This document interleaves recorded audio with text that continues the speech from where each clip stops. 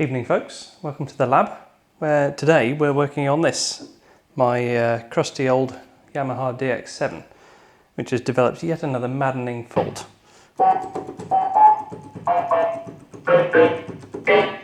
As you can see, it's not quite right. I was given this bit of FM synth goodness for free by a friend, but it was a bit of a poison chalice because it had been sitting in a leaking garage and it had been basically full of water for a good few years, and it was rusty and everything inside it was bad. I ended up changing every chip in it pretty much to get all the key scanning to work, with the exception of the CPU and the operators. I changed every discrete logic chip in it, I think, and cleaned the case up and tidied it up. We got it working at the time, and then stuck it in storage for 7 years and forgot about it. And now I've pulled it out again and would like to play it, but of course something else has failed. Probably as another byproduct of all the wetness before. Having done a bit of diagnostics and debugging, I'm certain that the problem is now after the main CPU. The firmware runs and it runs through its test routines. The key scanning's fine, the button scanning's fine. It acts as a MIDI controller, and if you send MIDI into it, the audio result is the same.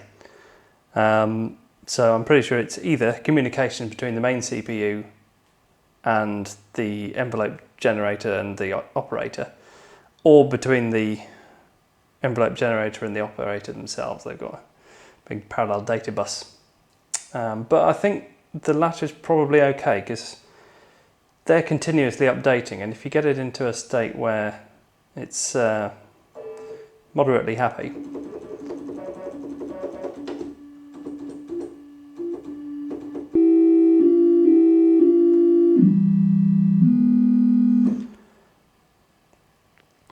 it does seem to update the frequencies that it's got running okay.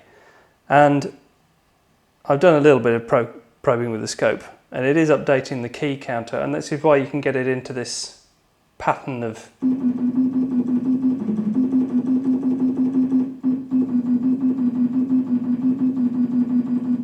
it runs through a 16 note pattern sometimes. You can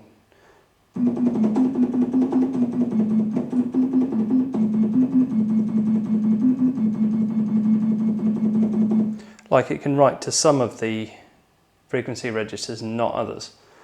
So I'm fairly sure that the operator's okay, which is good because without this is completely worthless. At least if you got an intact operator, you could graft on a microcontroller and write your own DX7. You could even write your own envelope generator if you needed to.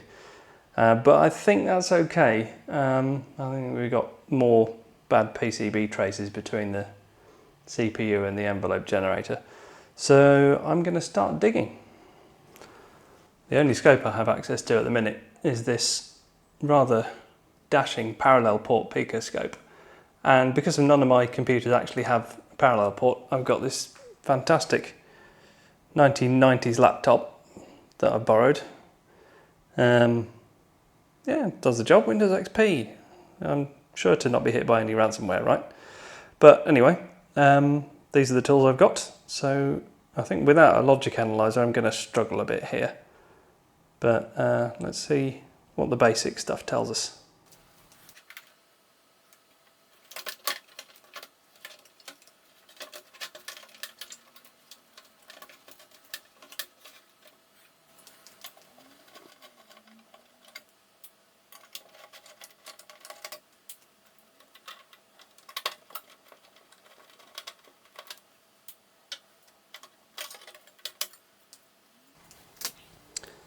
Now that I get this open, I'm reminded of some of the hackery I had to do to get this thing running before.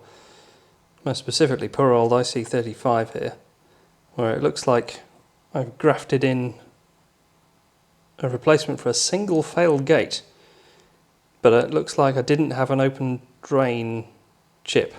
So I've stuck in a non-inverting chip and put a transistor on its output or something daft like that. And I know that there's an op-amp in here somewhere that isn't the right kind. The D2A was never quite right, but it worked, and that was the main thing. But I think the main thing I need to look into now is some data bus integrity between the main processor and the envelope generator. And of course, the main processor doesn't actually have all 16 address outputs, they're latched. So I think I'll try and just probe the signals between one of the ROM chips on the address lines and the envelope generator, and make sure that they're reasonably sound, and try and check out its chip select generator as well, which is down here somewhere.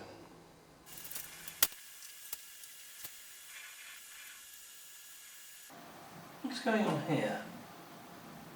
Some of these guys can drive the bus at 5 volts and some are not even reaching 4, which is probably not very good considering this is all 5-volt logic.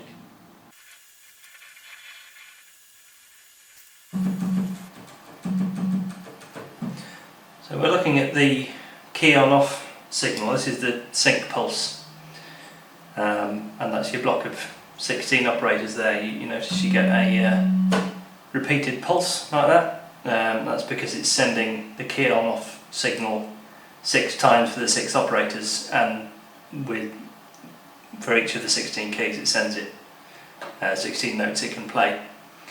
And you notice as I press this key, this advances by 1 key each time, as it's supposed to. And if you can hear in the background, that's only working some of the time in terms of actually causing audio to happen. But it can obviously write to this key on off register, which is inside the envelope generator, just fine.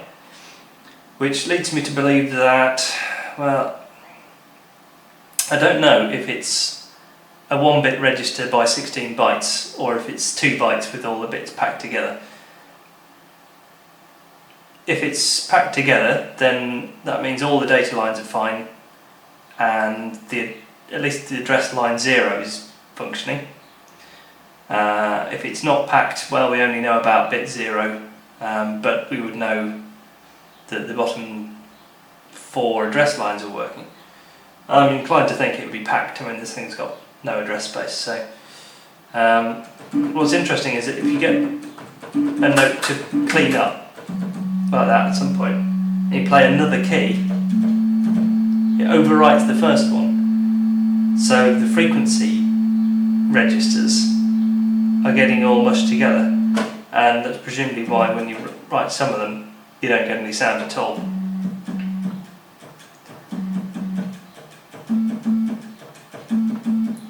And quite often, if I play an A here, catch that. If I keep on playing my A, it sort of takes a full sweep round sometimes for it to get any pitch into it. So I suspect I'll change it to a C here. It changes when it gets key on off somewhere around the index 3. And I'm back to A again. Oh no, sorry, that was a D as it happens. Back to A. It goes up, that's not... Yeah, so it actually picks up the A like the position 3, 4, is that? I don't know where 0 is. Is it 0 on the leading edge of this pulse or on the trailing edge? I don't know.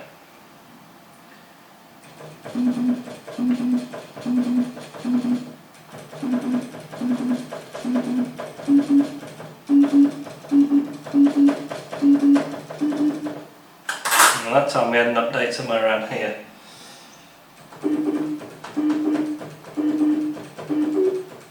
Yeah, again we had an update here this time. Maddening.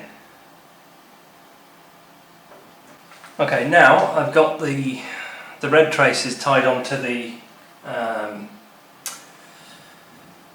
chip select line for the envelope generator, good old YM21290. This is a write only chip. If I put my scope probe here on the right strobe, pin 5, you'll notice it's always writing, it never reads. This is not a readable chip. So I can thankfully do with a little bit of probing here with only 2 probes. I could have had an external trigger if I had a third scope probe, but I don't, so there you go. Use the tools you've got, and I can't move the traces out from being stacked on top of each other. Apparently they didn't think of that when they wrote this software. But anyway, just to go down the line and have a look at the 8 address lines. I start with address 0 here, which is on pin 6. Oh no, you're on that. So that's address 0. It's clean enough, it can drive it, being driven when this is written. 1.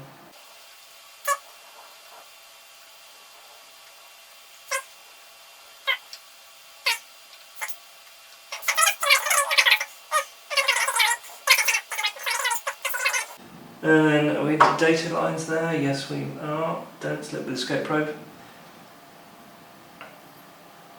It looks pretty manky, especially this thing with the different levels, but it's going to be latching this on the rising edge of this strobe, and it's, it's fine. Have a look at the other data lines.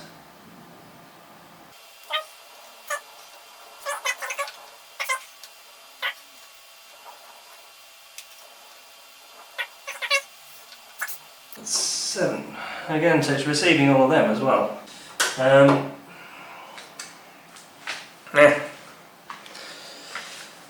I mean, it seems like it can send address and data to the envelope generator.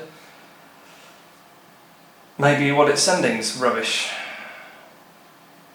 or maybe it's just never bothering to write to the other addresses. But without a logic analyzer, I don't think I can do an awful lot more at this point, other than just ruling out by process of fiddling with things in the envelope generator by adjusting the voice which registers it can and can't write to. Okay, so just by way of process of elimination of what kind of works and what definitely doesn't. Key event buffer seems to write okay. Don't know where it is in memory space, I'll have to try and figure that out later.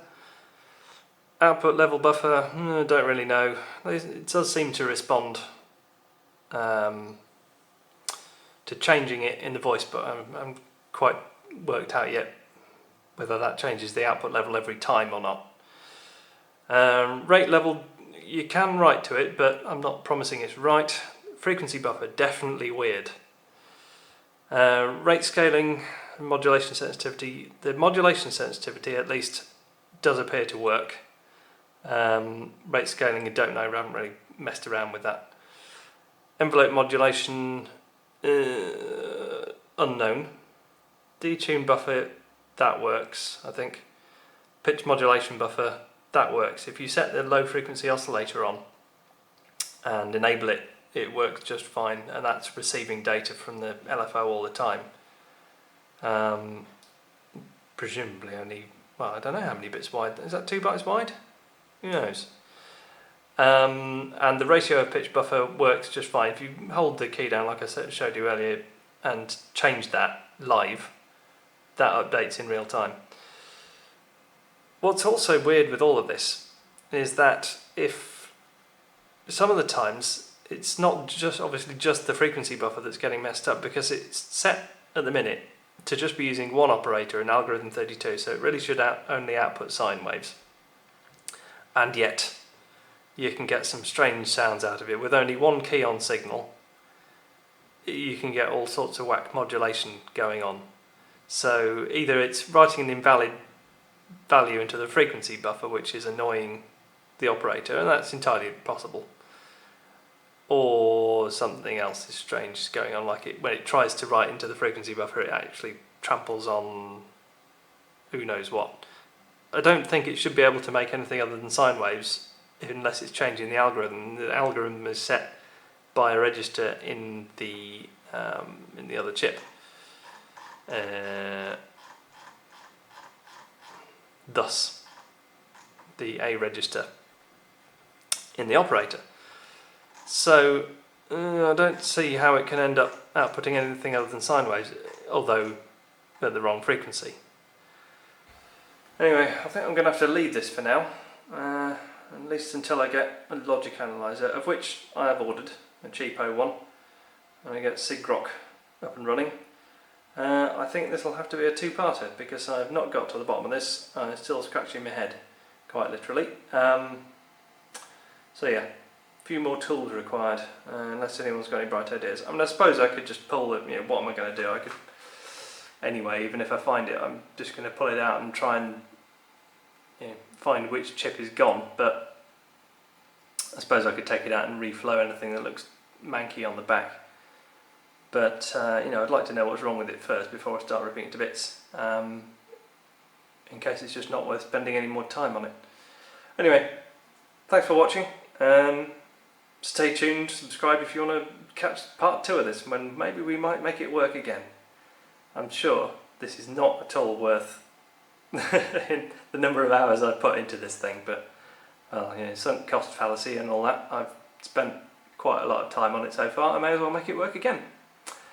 Bye for now.